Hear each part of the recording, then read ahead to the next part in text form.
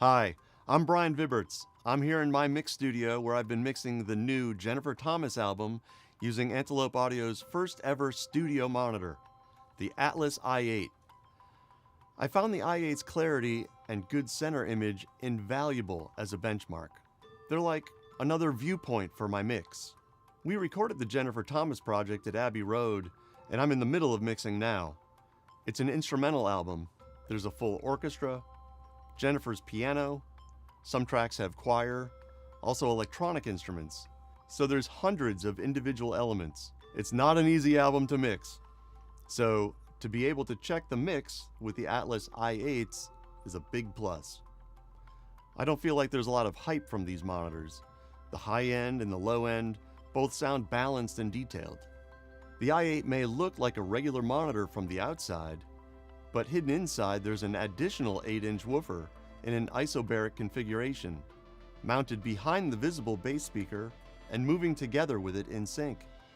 The air pressure created from the first one is compensated for by the movement of the second, creating a sealed space with an even pressure level. Using this design allows a reduction in cabinet volume without sacrificing low-end performance. The monitor can actually go down to as low as 35 Hz. I like the low-end extension a lot. I think Antelope did a very good job with that. There's a handy bass extension on-off switch.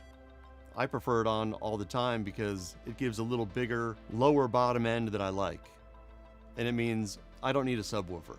The Atlas i8 does have a good overall sound, but they make me work a bit to improve the mix, which is good. A coaxial mid-frequency driver and tweeter working together as a single point source deliver improved phase coherence and a nice image.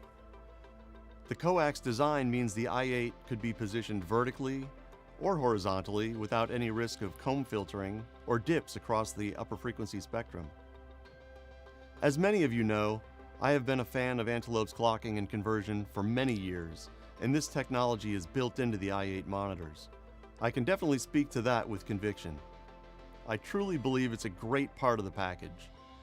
Top quality A to D and D to A converters, and proprietary 64-bit acoustically focused clocking technology running at a sampling rate of 192 kHz to make sure audio quality is maintained during this conversion.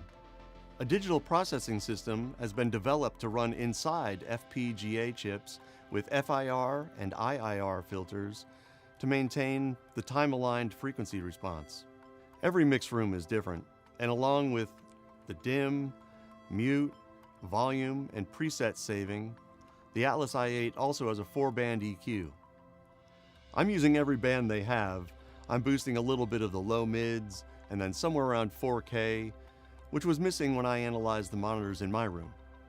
I've used the i8 EQ quite a bit to get it to where I prefer a speaker to be, which is neutral and unhyped.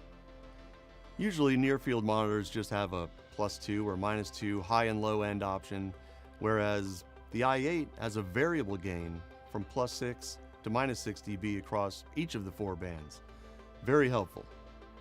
Sometimes there are speakers that everything sounds great on, but that's not necessarily helping you mix if everything sounds great. The i8 monitors don't fool you into thinking that the mix is great when it's not. I use the i8 monitors as a reference point to check for balances. How does this mix move or that fader balance translate to the Antelope speakers? When I mix, I find it's good to listen to multiple speakers of different sizes. And when it sounds good on everything, then the mix is done. I use these speakers every day, and I have found them to be an important part of my workflow.